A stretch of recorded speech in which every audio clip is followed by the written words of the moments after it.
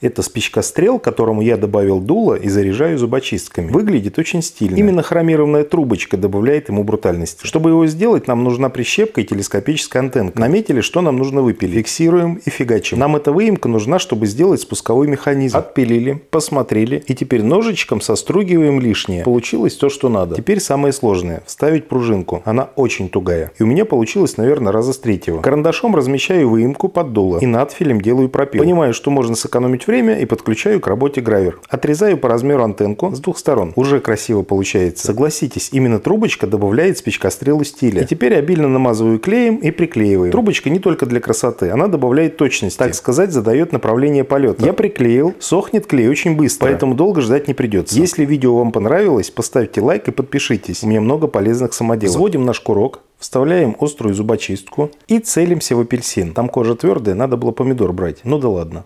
Цель поражена. Всех обнял.